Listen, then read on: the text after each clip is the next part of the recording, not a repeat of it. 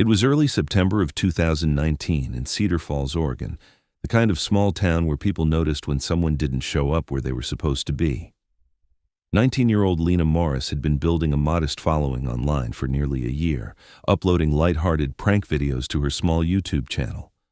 Her humor was harmless: awkward social experiments in grocery stores, fake magic tricks in coffee shops, pretending to lose her car keys in the middle of busy sidewalks. Friends described her as bubbly, sharp, and quick to laugh at her own mistakes. On the afternoon of September 14th, she left her home with her usual filming setup: a compact GoPro, an extra battery pack in her hoodie pocket, and a backpack with a small tripod. She wore jeans, worn white sneakers, and a gray sweatshirt with the hood drawn loosely around her face. At 3:30 p.m., she texted her best friend, telling her she had a great one planned for the day, a rank she was convinced would get hilarious reactions. According to the message, she intended to film around the downtown area, where foot traffic was heavier, and then maybe head toward the industrial strip near the train underpass. That area wasn't known for its charm, but it had a mix of small businesses, parking lots, and footpaths that made it easier to approach people without drawing too much attention from store owners. The last confirmed sighting of Lena alive came from two sources. The first was a friend who saw her walking down Maple Street toward the underpass, holding her GoPro on a short grip mount. The second came from a time-stamped Instagram story she posted at 3:54 p.m., a quick selfie video with a faint laugh in the background, her breath visible in the cool late summer air. She says she's about to get the perfect reaction and points the camera in the direction she's walking. The post ends abruptly, cutting off mid-sentence. By 6 p.m., Lena's absence wasn't alarming to anyone. She often filmed until dusk, then returned home to edit into the night. When her mother knocked on her bedroom door around 9 p.m. and found it still empty, she assumed Lena was staying at a friend's place. Messages went unanswered, but that wasn't entirely unusual when she was editing. She had a habit of silencing her phone. By midnight, however, concern began to creep in. The next morning, the unease turned into dread. Lena's mother tried calling again, only to find the phone went straight to voicemail. Around 8:15 a.m., she contacted one of Lena's close friends, who said she hadn't heard from her since the afternoon before. By 10 a.m., a missing persons report was filed with the Cedar Falls Police Department. Within hours, officers located Lena's car, a faded blue Honda Civic, parked at the edge of a narrow street not far from the industrial zone she had mentioned in her text. The doors were locked, her backpack was missing, and there was no immediate sign of damage. The car was positioned under a flickering streetlight, partially obscured from the main road by the corner of an old warehouse. Inside the vehicle, police found only a half-empty water bottle, a receipt from a downtown coffee shop dated 2 hours before her last social media post, and a hoodie drawstring torn from its seam lying in the passenger seat. The hoodie itself was missing. Her phone was not in the car, and attempts to ping it revealed it had been powered off sometime the previous evening. Initial interviews with locals in the industrial area proved frustrating. Some claimed they saw a young woman filming, laughing, and approaching people earlier that afternoon. Others thought they remembered a brief argument between her and an unidentified man near the underpass, but no one could provide a clear description. Inconsistent accounts left investigators with nothing concrete to work with. When word spread that Lena had been filming a prank, speculation began almost immediately. Friends and followers described her style as playful, but admitted that not everyone appreciated being filmed unexpectedly. Theories ranged from a stranger taking offense to her prank, to a robbery gone wrong, to Lena possibly staging something for her channel. The latter idea didn't sit right with her family. They insisted she would never vanish without telling someone, and certainly not leave her mother to worry. By the end of the first 48 hours, police had little more than a stalled timeline. No witnesses had seen where she went after her last known location. No surveillance cameras covered the stretch of road where her car was found. Without her GoPro, there was no way to know what she'd actually recorded that day, or whether the prank had any role in her disappearance at all. Investigators quietly noted one troubling detail in their early reports. Lena had chosen to approach strangers in an area where many people kept to themselves. That part of Cedar Falls had a reputation for being unpredictable after dark, and while no one could confirm whether she encountered someone dangerous, the possibility could not be ignored. The search was underway, but with no solid leads and a missing camera, they were chasing a shadow. And somewhere out there, the only device that could reveal what Lena saw and who she spoke to had simply vanished along with her. By the third day of the investigation, detectives began working through the only reliable trail they had, Lena's digital footprint. Every post, message, and upload was scrutinized for clues that might explain where she went after leaving home that Saturday afternoon. The most significant piece of evidence was her final Instagram story. Time-stamped at 3:54 p.m., it showed her smiling faintly, wind tugging at the loose strands of hair falling out from under her hood. She was walking along a cracked sidewalk toward the old train underpass, the steel beams rusted orange and graffitied, the shadows beneath it deep and uneven. Her voice, light but purposeful, carried just enough to be heard over the passing traffic as she said she was about to get the perfect reaction. She angled the camera toward the far end of the underpass, but the image froze before revealing who or what she was looking at. Then it cut abruptly to black. Detectives followed the direction she was walking, looking for any cameras that might have captured the minutes after that post. Just around the corner from the underpass, they found a small corner store with an aging CCTV system. The footage, while grainy and limited to a narrow field of view, proved crucial. At exactly 4:02 p.m., Lena appeared on the recording. She was alone, the GoPro still in her hand, and she seemed to be speaking with someone just outside the store's doorway. The man wore a baseball cap pulled low over his face, a dark jacket, and jeans. From the camera's angle, his face was turned away, making identification impossible. Their exchange lasted less than 15 seconds before she stepped back, adjusted the camera grip in her hand, and walked out of frame. There was no clear sign of hostility in the footage, no visible push or struggle. Still, the interaction stood out. This was the only confirmed visual of Lena after the Instagram story, a narrow window of time now sitting at the center of the investigation. Officers canvassed the area, showing still images from the footage to nearby shop owners, pedestrians, and residents of the low-rise apartments a block away. The responses were inconsistent and frustrating. One witness claimed to have seen Lena laughing with 2 or 3 men near the corner just before 4:15 p.m., describing it as playful, like she knew them. Another, an older man who lived above the corner store, told police he thought he heard raised voices outside, a young woman's voice and a man's, followed by hurried footsteps heading toward the industrial buildings.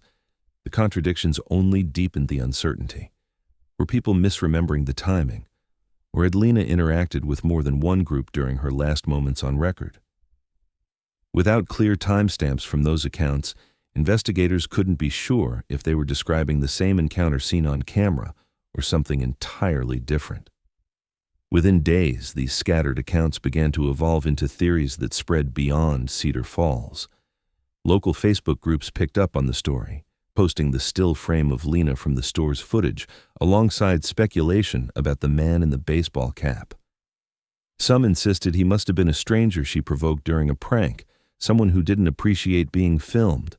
Others wondered if the encounter was friendly and unrelated to her disappearance, and everything else entirely had happened afterward. It wasn't long before the conversation turned darker. Commenters questioned whether Lena had planned the whole thing, faking her disappearance for views, possibly as part of a stunt to grow her channel. Strangers combed through her past videos, looking for signs that she'd staged situations before. Her family pushed back hard, calling the speculation cruel and baseless. Her mother told reporters that Lena would never put them through that kind of worry, especially without warning. National outlets began to take notice after the case was picked up by a popular true crime podcast. The hosts described her as the YouTuber who vanished mid-prank, a label that spread quickly across headlines. Reporters arrived in Cedar Falls, some knocking on neighbors' doors, others filming in front of the underpass where her last post had been taken. The small town, unused to this level of attention, grew uneasy under the scrutiny. Behind the scenes, detectives were still wrestling with a problem they couldn't solve: the gap between the final Instagram post, the store footage, and the moment she vanished. They knew she didn't own a car in the area other than the one found near the industrial zone, and no buses ran along that street at the time. If she'd been taken against her will, it would have required a vehicle, yet no cameras had picked up a suspicious car in the immediate vicinity. Theories stacked up faster than the evidence. Had she approached the wrong person during her prank, provoking a sudden violent reaction? Or had she willingly left with someone she trusted, only for something to go wrong afterward? The answers, detectives suspected, were locked somewhere in the minutes after she stepped out of that corner store frame, moments that, for now, existed only in conflicting memories and a fragment of grainy video. The search radius would soon have to expand, because whatever had happened to Lena beyond that underpass, it had taken her completely out of sight, and with every passing hour, the chances of finding her alive grew smaller. Detectives didn't have much to work with, but one lead kept resurfacing in the interviews. A man seen in the industrial zone that same afternoon, described by more than one witness as wearing a dark jacket and a baseball cap. The build, the height, even the way he carried himself seemed to match the man from the grainy corner store footage. His name was Caleb Stroud. At 28, he had a history that immediately caught the attention of investigators: a short prison sentence for assault during a bar fight, multiple citations for trespassing, and a reputation for drifting between odd jobs in the seedier parts of town. In a community as small as Cedar Falls, that kind of past never stayed buried for long. Detectives brought Caleb in for questioning 4 days after Lena's disappearance. He didn't flinch when they told him why he was there. He admitted without hesitation that he'd crossed paths with Lena that day, but said it was nothing more than a passing interaction. According to him, she had stopped to ask for directions, something about finding a shortcut back to downtown. He claimed he pointed her toward the main road, watched her walk a few yards, and then went back to what he was doing. He insisted they hadn't argued and that he'd never seen her again. The problem was, Caleb's alibi didn't hold much weight. He said he'd been working that afternoon inside a scrap warehouse a few blocks from where her car was later found. The owner, a gruff man in his 60s, confirmed Caleb had been there earlier in the day, but couldn't say for sure whether he stayed the whole afternoon. There were no time cards, no surveillance cameras, nothing to prove he hadn't slipped out for long stretches. Investigators pushed harder, asking if he knew anyone else in the area who might have crossed paths with Lena. Caleb's answers grew clipped, his jaw tight. He said he kept to himself, did his work, and didn't bother with people's business. When they asked about the baseball cap in the corner store footage, he said he owned several but couldn't remember what he wore that day. Without physical evidence linking him to Lena's disappearance, no fibers, no fingerprints, no witnesses placing them together after that brief exchange, the detectives had no legal ground to hold him. After 6 hours of questioning, Caleb walked out of the station, free to go. But outside the walls of the police department, the story was already getting away from them. Someone leaked Caleb's name to a local Facebook group dedicated to finding Lena, and within hours, his mugshot from a years-old arrest was circulating online. Posts labeled him the prank killer, claiming he'd lured Lena into the industrial zone and that his criminal record was proof of violent tendencies, and that he'd gotten away with worse before. None of it was backed by evidence, but in the court of public opinion, the verdict had already been decided. Caleb became the target of relentless harassment. Strangers sent threats to his personal social media accounts. People showed up at the scrapyard demanding answers. His landlord told reporters she considered evicting him because of the attention. Caleb told anyone who would listen that he had nothing to do with Lena's disappearance, but the more he spoke, the less anyone seemed to believe him. For Lena's family, the online frenzy was its own kind of nightmare. They were desperate for answers, but they didn't want an innocent person destroyed by rumors if he truly wasn't involved. In a public statement, Lena's mother pleaded with people to stop spreading unverified claims, warning that the focus on Caleb could allow the real person responsible to slip away unnoticed. The plea didn't slow the speculation. If anything, it fueled it, convincing some that the family was protecting him, or hiding a connection they didn't want exposed. Inside the investigation, detectives weren't ready to let Caleb off the hook. His proximity to Lena, the vague description from multiple witnesses, and the gaps in his story kept him on their radar. But as the days stretched into weeks, they were no closer to proving his guilt than they had been the night she vanished. Every search warrant came back empty. Every tip that seemed promising unraveled into dead ends. The most tangible lead they had, that brief moment caught on camera, still showed nothing that could be called a crime. By the end of the month, Caleb had stopped showing up for work, telling the scrapyardner he couldn't handle the constant attention. He moved in with a cousin out of town, but even then, the rumors followed him. His name remained tethered to Lena's disappearance in every online discussion, in every speculative article. To the public, he was the man in the baseball cap, the one person confirmed to have spoken to her just before she was gone. To investigators, he was still a suspect, but without evidence, he was also a ghost in the case file, just another shadow in the background of an increasingly tangled story. And as weeks turned into months, the fear among detectives grew that if Caleb wasn't the one, they were wasting precious time chasing the wrong man while the real trail, and a real suspect, was lipping quietly out of sight. The tip reached the Cedar Falls Police Department on a damp Thursday morning, 12 days after Lena Morris vanished. A middle-aged man walking his Labrador along the river trail said he'd seen a young woman who looked like her on the afternoon she disappeared. She was alone, he recalled, moving quickly toward the Cedar River, her hood pulled up tight, something small clutched in one hand. He couldn't be sure it was Lena, but the timing and location placed her only minutes from where her car was later found. Investigators had been working on little more than a handful of sightings and grainy surveillance stills, so even the possibility she had gone toward the river was enough to mobilize a new search. The Cedar River wasn't far from the industrial strip, 2 blocks of weathered warehouses and chain-link fences before the asphalt gave way to dirt, then to a narrow path that dropped steeply to the water's edge. It wasn't the kind of place people lingered. The river ran cold year-round, its banks muddy and unstable. More than one accident had been recorded there over the years.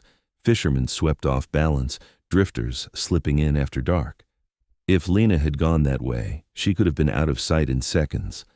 But that afternoon, search teams were combing both banks.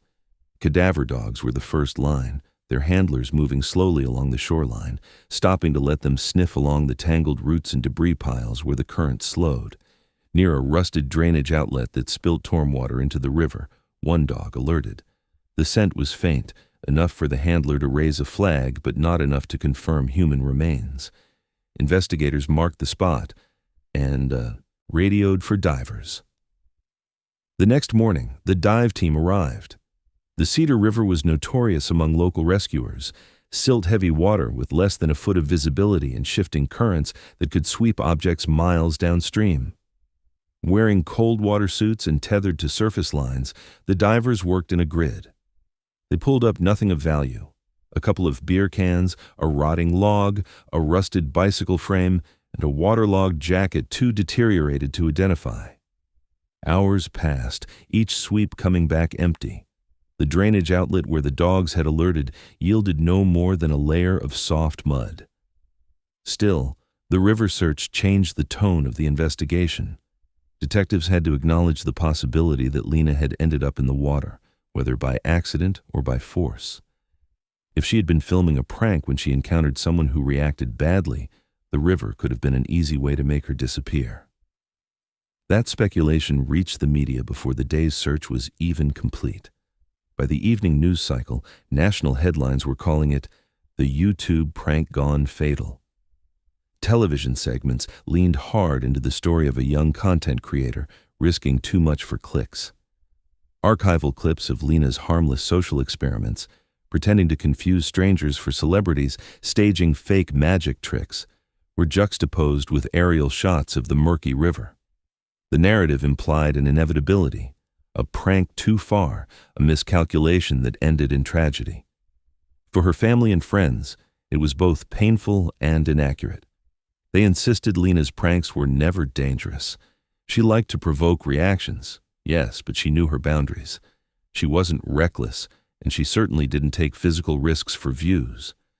Despite their objections, the portrayal stuck. Commentators debated whether social media had encouraged a culture of risk-taking and in whether viewers were complicit in pushing creators toward more extreme content. It made for compelling television, but it did little to find Lena. Detectives were careful not to discount the river entirely. They knew bodies sometimes surfaced miles downstream, caught in natural collection points or lodged against man-made barriers.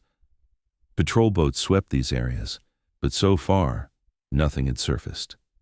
Without a body or signs of a struggle along the bank, they had no way to prove she'd been there at all.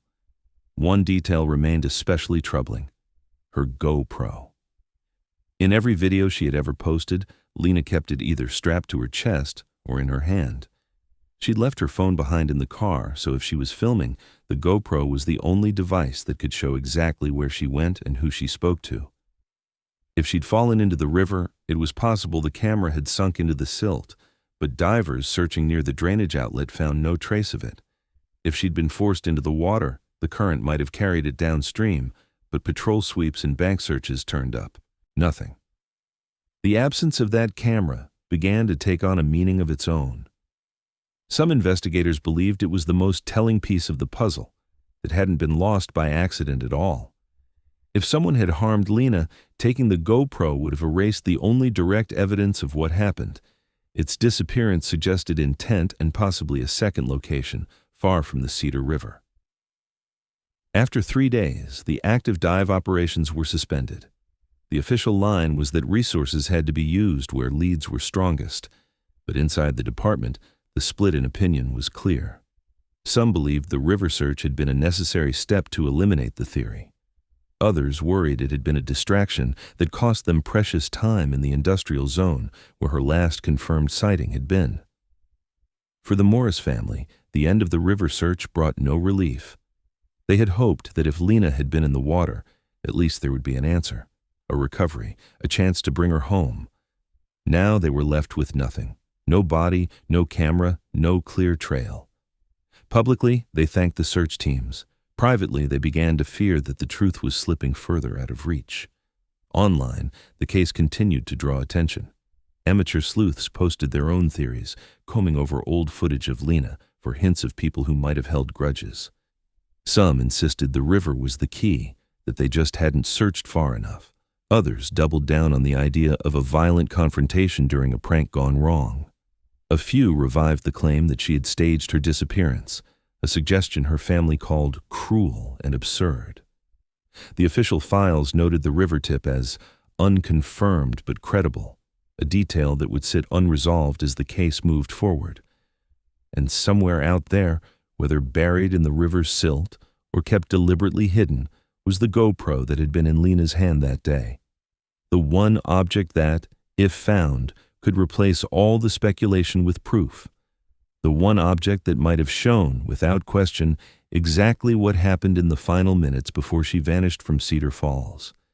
By the first weeks of 2020, the energy that had once surrounded Lena Morris's disappearance had thinned into silence.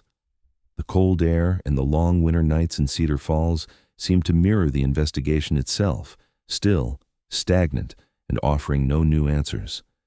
The first 48 hours had been filled with urgency, the first month with relentless media coverage, but now the case files sat heavier on the shelves. Witnesses who had once been eager to help were now unsure of what they'd seen. Details that had felt certain began to blur. Timelines shifted in memory, faces in recollection became less distinct, and without fresh leads, the search teams were stood down. Lena's parents refused to let her name fade from public view.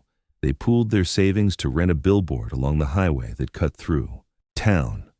Large, sun-faded picture of Lena smiling, with the words "still missing" printed in stark white against a black background. It was meant to be a reminder to everyone driving past that this case wasn't over, that somewhere their daughter was still out there. But billboards couldn't replace leads, and the reality was, there were none. Then the world shifted. The first cases of COVID-19 reached Oregon in early March. Within weeks, the pandemic ground nearly all non-essential operations to a halt, and Lena's case was no exception. Active searches were suspended. Travel restrictions limited how far investigators could go to chase tips. The missing persons unit found itself stretched thin, redirecting manpower to immediate public safety needs. Detectives still met with the Morris family when they could, but privately, some admitted they had nowhere else to go with the investigation. Caleb Stroud, once the prime suspect, remained on their radar, but there was no probable cause to reopen his file. The warehouse alibi was thin, but it wasn't disproven. The corner store footage was still inconclusive. Without the GoPro or physical evidence tying him to Lena's disappearance, they couldn't justify another round of subpoenas or warrants. And with the pandemic limiting even routine follow-ups, the case began to slide into the limbo of unsolved files. The silence was unbearable for Lena's parents. Waiting for someone else to find their daughter felt like surrender, so they made a decision. If the official investigation couldn't move forward, they would find someone who could work outside its restrictions. They hired a private investigator named Sandra Keene, a former detective with a reputation for taking difficult cases long after they'd gone cold. Sandra approached the case differently. She started with Lena's digital life, spending long hours combing through her social media activity in the weeks before she vanished. Public posts, private messages, even comment sections under old videos. Nothing was too small to look at. It was in those comment threads that Sandra found something troubling. Mixed in with the usual playful banter from her subscribers and the occasional mild insult from detractors was a repeated name: Razor Mike. His messages to Lena started a month before her disappearance and quickly escalated from mocking her pranks to aggressive taunts. The tone turned personal. He called her by her full name, commented on places she'd filmed, and in one exchange seemed to know details about her car. His last public comment, made a week before she disappeared, read simply, "We'll see who's laughing when you film the wrong person." Sandra traced the handle through multiple accounts, YouTube, Instagram, and a defunct Twitter profile, but every lead hit the same wall. The accounts were registered under fake names, the IP addresses routed through VPNs. Whoever Razor Mike was, he had gone to deliberate lengths to stay hidden. When Sandra brought this to the detectives, they admitted they had seen the username early in the case, but hadn't been able to confirm an identity. At the time, they'd been flooded with false tips and dead-end internet leads. Without something tangible, they couldn't devote the resources to chasing an anonymous handle. But now, with the rest of the investigation stalled, Razor Mike stood out as one of the few fresh threads left to pull. Lena's parents were shaken by the discovery. They'd known she dealt with online negativity. It is part of putting herself out there. But they hadn't realized someone had been targeting her so directly and so recently. It reframed the weeks before her disappearance in a way that felt darker. Had this man followed her in person? Had he been in Cedar Falls the day she vanished? Or was it nothing more than cruel words typed from miles away? Sandra pushed for more. She contacted former colleagues in cybercrime units, hoping someone could help trace the activity back to a real name. But with the pandemic still limiting resources and the case officially inactive, cooperation was slow. Every small advance was met with another layer of anonymity: burner emails, prepaid accounts, and no-linked phone numbers. Whoever he was, he had erased his tracks carefully. Months passed in this half-life of the investigation. The Morris family clung to every call from Sandra, hoping for a breakthrough. But with each one ending the same way, promising but incomplete, the weight of the unknown grew heavier. The case that had once consumed headlines now existed mostly in whispers, in the quiet space between hope and resignation. Still, the detail of Razor Mike never left their minds. It was a reminder that Lena hadn't been entirely alone in the weeks leading up to that September afternoon. Someone had been watching her, maybe even studying her patterns.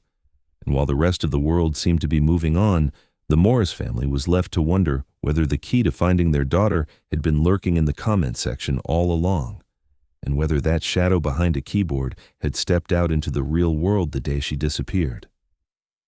It was the kind of phone call no one at the Cedar Falls Police Department expected to receive anymore. By early 2023, Lena Morris's case had been frozen in place for more than 3 years. Her name still sat on the cold caseboard, but months would pass without anyone even opening the file. Leads had dried up, witnesses had moved away, and the evidence collected in those first chaotic weeks had all been analyzed, reanalyzed, and exhausted. Then, on a gray February morning, the desk sergeant took a call from a scrapyard owner in Weston County, 40 miles away. He'd been dismantling a white cargo van destined for the crusher when he found something hidden deep inside the driver's side door panel, a small, badly scuffed GoPro camera. At first, he'd nearly tossed it in with the rest of the scrap. Electronics in junk vehicles were nothing unusual, but the way this one was wedged into the insulation, wrapped in a rag and clearly placed there with intent, made him curious enough to report it. When officers collected the camera, they noted that its casing was cracked and the lens cover was scratched, anched, and almost opaque. Even so, a partial serial number was still visible on the underside. A quick check against the property records caused an immediate shift in the room. It was a perfect match for the GoPro registered to Lena Morris at the time of her disappearance. The information was even more unsettling when the van's history was pulled from impound records. It had been towed in late September 2019, just 4 days after Lena vanished. Found abandoned on a dirt road less than a mile from the industrial strip where her car was discovered, it had been logged as an unclaimed vehicle and left in the lot for months before being sold at auction. No one had connected it to the case at the time. The paperwork was incomplete, the owner section was blank, no plates were recorded, and there was no indication that anyone had searched it for evidence before it left police possession. Detectives who had worked the original investigation could only shake their heads at the oversight. The implications were obvious. If Lena's camera had been hidden in that van, then whoever had driven it was almost certainly connected to her disappearance. This wasn't just a random abandoned vehicle. It was potentially the last place she had been alive. The GoPro was in rough shape. Its internal battery was bloated from years of heat and moisture exposure, and the SD card contacts were corroded. Forensic technicians took days to clean, dry, and stabilize it enough to attempt recovery. There was no guarantee anything could be salvaged. Water damage and time could easily have destroyed the data completely. But late one evening, fragments of video began appearing on the recovery screens. The first clip was brief, but immediately recognizable.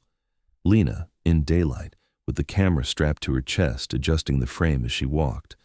The cracked sidewalk and graffiti-tagged wall in the background matched the stretch near the old train underpass, the last place she'd been confirmed on her Instagram story. Her voice was light, a little breathless, as she spoke about getting the perfect reaction. Then, the recovered footage jumped abruptly. The next sequence was filmed at night. The frame shook violently, the dim light flickering as though coming from passing street lamps or headlights. The lens caught only blurred impressions, the shadow of a van's interior wall, the edge of a seat, a glimpse of movement. 2 voices could be heard under the engine's hum. The audio was warped and muffled, but one man's tone was low and urgent, the other sharper, almost angry. Words cut, in and out, broken by static, but the cadence suggested an argument. A sudden shift in the picture showed the camera tilting toward the floor as if it had been knocked or dropped. The angel never rose again. The last seconds were almost entirely dark, footsteps crunching on gravel, the faint creak of a door hinge, and then a heavy slam. The feed ended there. For the detectives watching, it was both a breakthrough and a torment. The video proved Lena had been inside the van, alive well into the evening of the day she disappeared. But it didn't show how she'd gotten there, who the men were, or what had happened after the camera went dark. The figures were too blurred for facial recognition, the voices too indistinct to confirm an identity without comparisons. The van, still sitting in the Weston scrapyard, was immediately placed under forensic hold. Technicians swept through it inch by inch, collecting fibers, swabbing for DNA, and dusting for prints. After years of exposure, hopes for viable evidence were low, but every recovered trace could be tested against known persons of interest. Inside the department, the mood shifted. After years of nothing, they now had physical evidence directly tied to Lena's last hours. It reignited old theories and old suspicions. The presence of two male voices in the van matched rumors from early witness statements about her being seen with more than one man near the underpass. The fact that the GoPro had been deliberately hidden suggested whoever took it had known exactly what it might reveal. But it also reopened painful questions about 2019. How had the connection between the van and Lena's disappearance been missed? Why had it been processed as an abandoned vehicle and left to slip through the system without so much as a thorough search? Detectives couldn't change what had been overlooked, but privately, some admitted the oversight might have cost them the chance to solve the case years earlier. The memory card still held more data sectors to be analyzed, each recovery attempt painstakingly slow. There was hope that further fragments might yield clearer voices, maybe even a face caught in passing light. For now, the few seconds they did have were enough to confirm one devastating truth. Lena had been taken from that street, confined in that van, and driven into the night. And somewhere inside the dark, static-filled gaps of that footage lay the pieces of a story that, if found, could finally reveal who those men were and what they had done to her. When the digital forensics team finally pieced together what could be salvaged from Lena's GoPro, the recovered video amounted to 11 minutes of viewable footage. It wasn't much, but for detectives who had been staring at the same stagnant case files for years, it was the closest thing to a window into her final movements. The first few minutes felt almost ordinary for anyone familiar with Lena's videos. The light tone, the nervous laugh, the way she spoke softly to herself while checking her camera angle. She was walking along the cracked sidewalks near the industrial strip, a thin black leash dangling from her left hand.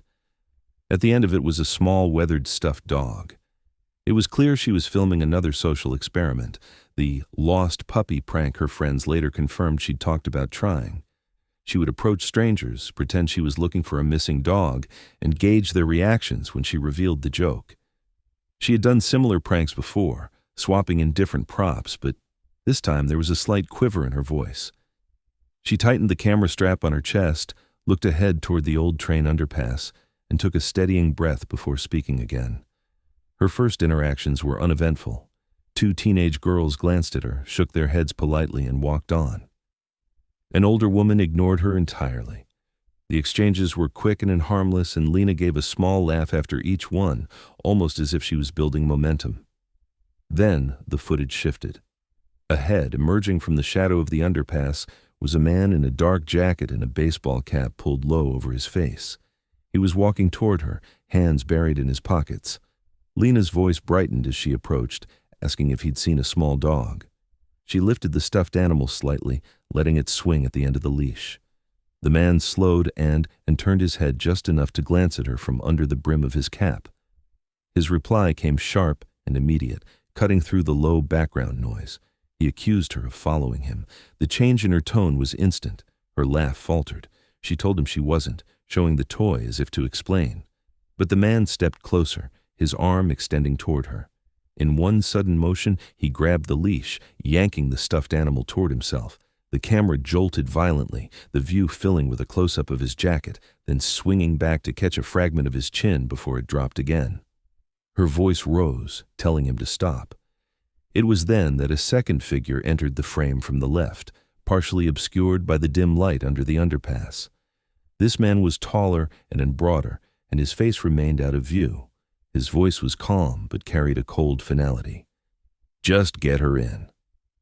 The next moments were chaotic. The footage shook violently as if Lena had been pushed or pulled. The camera tilted down, capturing only flashes, the asphalt beneath her, the sliding door of a van, the metallic glint of its handle. She struggled, her breathing quickening near the microphone.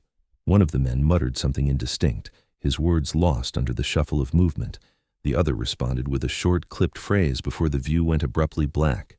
For nearly a minute, the only sounds were muffled thuds, the scrape of fabric, and Lena's rapid, uneven breathing. Then came the sound of a van engine starting, its low rumble filling the audio. The vibrations changed as the vehicle began to move, and the background noise shifted with it. Tires whir, uneven asphalt, the rattle of loose metal in the van's frame. The men's voices came intermittently from farther away, partially muted, their words still too fragmented to make out fully. No light broke through. There were no glimpses of passing street lamps, no shifts in the darkness to suggest she'd moved from one place to another. It was as if the camera had been pinned beneath fabric or pressed against a solid surface.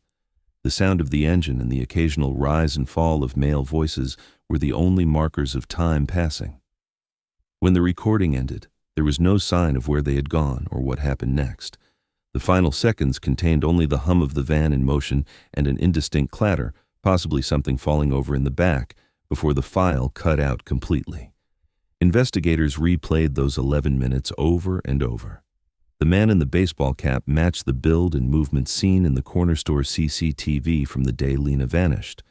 The presence of a second man supported early witness accounts that she might have been seen with more than one person near the underpass. And the audio, though far from perfect, was clear enough that if they identified suspects, they could attempt a voice match. But the footage was also maddening in what it didn't show. It proved she hadn't left voluntarily. It confirmed that she had been taken by force and that a vehicle had been used. Yet the crucial details, their faces, the route they drove, where they stopped, all remained hidden in that sudden drop into darkness. It was the most significant evidence the case had ever produced, but it still left the most important questions unanswered. The detectives knew one thing for certain: the men in that footage had been the last people to see Lena Morris alive. And somewhere, they hoped, someone would recognize their voices. Theo, urgent command to just get her in, and then the short bursts of speech under the van's rumble, and finally put names to them. When the recovered GoPro footage was handed over to the audio lab, detectives weren't expecting a miracle. The voices were muffled, distorted by the van's rattling frame and the microphone's low-quality pickup. But with modern enhancement tools, even faint traces could sometimes be pulled into clarity. The technicians spent days filtering out background noise, separating frequencies, and isolating the speech patterns of the two men. What emerged was clearer than anyone had anticipated. Not perfect, but enough to give shape to the tones, cadences, and inflections. The first voice, the one heard accusing Lena of following him, was pitched slightly higher than average, with a clipped rhythm and a faint rasp on certain consonants. The lab compared it to hours of archived interview audio from the early stages of the investigation. The match came back strong, not conclusive by legal standards, but strong enough for investigators to feel confident. It was Caleb Stroud, the very first suspect they had questioned back in 2019, the man seen in the grainy corner store footage wearing a baseball cap. The second voice, the one who had calmly said, "Just get her in," was deeper and slower, with a noticeable drawl. When the lab ran it through their comparison system, it didn't match anyone in the police database, but it did ring a bell for one of the detectives who had worked the case years earlier. He remembered a man named Mark Hanley, Caleb's cousin, who had been briefly spoken to in the early days. At the time, Hanley wasn't considered relevant. He had no criminal record, and his alibi placed him at a different job site on the day Lena disappeared. But he had lived in a small trailer directly behind the scrapyard where Caleb occasionally worked. That proximity now felt far less like coincidence. Armed with the audio results, detectives brought Caleb back in for questioning. This time, they didn't dance around the evidence. They played him the enhanced recording, letting the words echo in the sterile interview room. Caleb's jaw tightened almost immediately. After a long silence, he admitted that both voices were indeed his and Mark's. He claimed they had confronted Lena because they thought she was filming them without permission. According to him, she became mouthy, and things escalated. But he insisted they hadn't harmed her. In his version, they grabbed her toy and told her to leave, and she walked away on her own. When pressed about the van engine in the recording, Caleb said Mark had pulled it up to scare her, making her think they were going to take her somewhere, but that it was all just to freak her out. Detectives didn't buy the casual tone in which he told the story. There were too many inconsistencies. Caleb had never mentioned Mark before in any of his interviews, and in 2019, he had denied even knowing about a van in the area. His sudden willingness to admit their confrontation, while still insisting Lena was left alive, felt like a calculated attempt to get ahead of the evidence. Mark Hanley was tracked down in Nevada, where he had been working seasonal construction jobs. A warrant was issued, and he was extradited to Oregon for questioning. Mark's version of events was different from Caleb's. He said Lena had been acting weird and following Caleb. When they confronted her, she refused to leave, so they escorted her toward the van. He admitted that she resisted, biting Caleb hard enough to leave a mark. At that point, according to Mark, she broke free and ran toward the side street. He claimed Caleb stayed behind while he drove the van home alone, parking it behind his trailer for a few days before abandoning it. The contradictions between their accounts were obvious. Caleb's story put the van in play as an intimidation tactic only, while Mark suggested Lena had actually been forced inside before escaping. Caleb denied the bite entirely, saying he'd never been injured that day. Mark swore he'd seen blood on Caleb's arm afterward. Both men, however, agreed on one point. They had interacted with Lena under the underpass shortly before she vanished. For investigators, it was a maddening stalemate. The GoPro confirmed Lena had been inside the van, and the audio placed both men at the scene. But without clear footage of what happened next, each suspect could deflect responsibility onto the other. Theories began to take shape inside the department. Had they both been involved in taking her somewhere else, with one later deciding to shift the blame? Or was one of them telling a partial truth, while the other withheld the real ending? What troubled detectives most was the timeline. Even if Mark's story about her escape was true, there was no witness to confirm seeing Lena after that moment. And if she had fled the van, it would have been in the very same industrial zone where her car was later found, the place she was last seen alive. That raised a grim possibility. If she did run, she may have only had minutes before encountering someone else who finished what Caleb and Mark had started. The re-interviews left both men in the suspect pool. Caleb's earlier lies and Mark's convenient gaps in memory painted them as more than bystanders in Lena's disappearance. But with each denying the other's incriminating details, the truth was still somewhere between their conflicting accounts, a Ruth that, for now, remained just out of reach, hidden in those missing minutes after the GoPro went dark. Detectives had heard every version of Caleb Stroud's story over the years, each slightly altered, each one designed to keep him just outside the line of direct responsibility. But now, sitting across from him in the interview room, they had something he couldn't talk his way around. The forensic report on the table was short but damning. A single fiber, recovered from deep in the seam of the van's interior wall, matched the hoodie Lena Morris had been wearing the day she vanished. It wasn't circumstantial. It was physical proof she had been inside that vehicle. At first, Caleb stuck to the line he had held for years, that she had walked away alive, that whatever had happened to her afterward was nothing to do with him. But the detectives didn't let up. They showed him the lab photos, explained exactly where in the van the fiber had been found, and reminded him that it could not have gotten there without her being physically inside. They played the enhanced GoPro audio again, the sound of his own voice accusing her of following him, the second voice, Markinley's, telling him to just get her in. Caleb shifted in his seat. His denials came slower, his tone less certain. And then, with a long exhale, he began to talk. His version started much as the footage had shown. Lena approached him under the underpass, holding the stuffed dog on a leash. He didn't think it was funny. He thought she was filming him for some kind of joke. He told her to stop, but she didn't. He said Mark was nearby and, seeing the exchange, came over. That was when things escalated. Mark grabbed Lena by the arm and began forcing her toward the van. She fought hard, kicking and twisting. Caleb said he tried to calm her, but in the struggle, she hit her head against the edge of the sliding door frame. The sound of the impact, he claimed, froze them both. According to Caleb, she went limp almost immediately. She was still breathing, but shallowly, and didn't respond when they spoke to her. Panic set in. Caleb said he wanted to take her to a hospital, but Mark was adamant they'd both be arrested before they could explain. Mark suggested they take her somewhere quiet until they figured out what to do. Caleb claimed he didn't know where they were going until Mark turned down a narrow service road and drove for miles into the hills. They ended up at an abandoned quarry, a place Caleb said he had never been before. It had been closed for years, the main entrance chained off, the surrounding land overgrown. They parked on a dirt track and carried her between them down a rocky slope.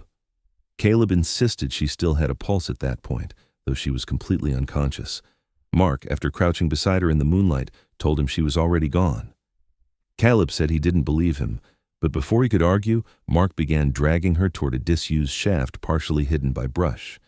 Caleb stood frozen as Mark disappeared with her, hearing only the scrape of her shoes against the ground, and then, moments later, the hollow echo of something hitting the debris far below. They left without speaking. The van was abandoned days later, and the GoPro, which Caleb said he hadn't even realized was still recording during the abduction, was hidden in the door panel. The idea, he claimed, was to keep anyone from ever seeing what had happened under the underpass. Mark warned him that if either of them talked, they'd both end up in prison. Caleb said he had lived with the weight of it ever since. Armed with Caleb's statement, detectives secured a search warrant for the quarry. The location was remote, accessible only by rough tracks, and the shaft Caleb had described was partially collapsed.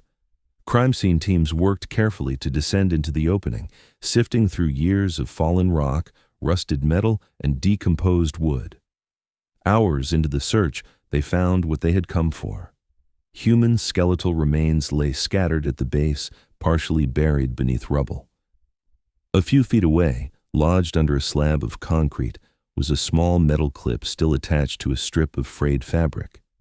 It was all that remained of a stuffed animal. Its matted fur was stained the color of rust. The remains were sent to the state crime lab. Within days, DNA testing confirmed they belonged to Lena Morris. The skull bore a fracture consistent with blunt force trauma, possibly from striking the van's doorframe as Caleb had described. Due to the condition of the remains, the exact cause of death could not be determined, but the evidence supported a violent encounter rather than a voluntary disappearance. When detectives confronted Mark Hanley with Caleb's confession and the quarry findings, he didn't feign surprise. He refused to provide a detailed account, claiming only that Caleb was lying to protect himself. He would not confirm or deny being the one to leave Lena in the shaft. But his silence, combined with the physical evidence, was enough for prosecutors to move forward. Both men were arrested. Caleb was charged with manslaughter, his version of events suggesting he hadn't intended for Lena to die, but had been complicit in the events that led to her death. Mark faced charges of second-degree murder and unlawful disposal of a body. The recovery of Lena's remains meant the Morris family finally had an answer to the question that had haunted them for nearly 4 years, but it also cemented the reality they had feared all along, that she had not simply disappeared into the unknown, but had been taken, restrained, and left to die in a place no one was ever meant to find. For detectives, the case had begun with a prank video and ended with a grim scene in a forgotten quarry.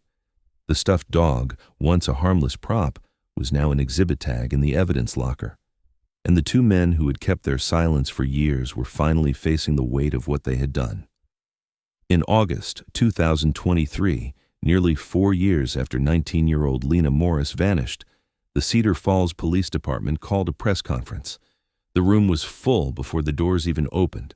Reporters, camera crews, and members of the public who had followed the case from the first frantic search in 2019 to the years of silence that followed. At the front, a podium stood beneath a simple banner that read, "Cedar Falls Police."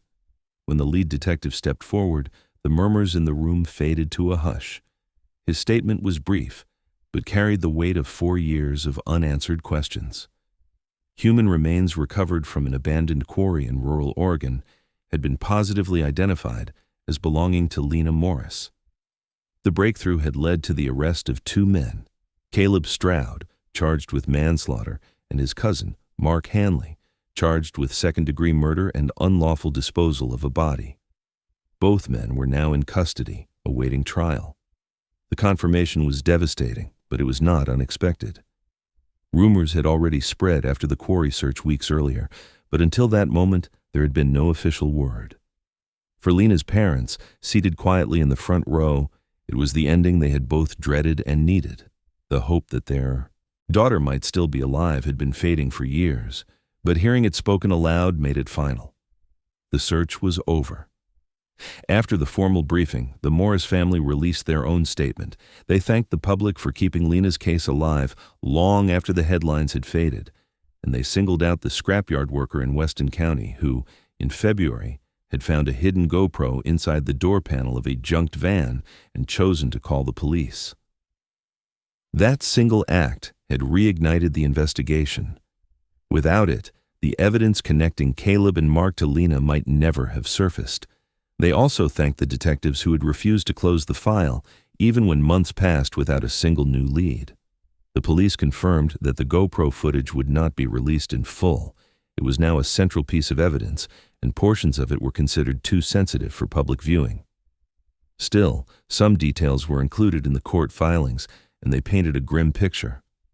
Lena's light-hearted lost puppy prank, her sudden confrontation with a man in a baseball cap, the appearance of a second man who calmly instructed the first to just get her in, and the abrupt cut to darkness as she was forced into a van.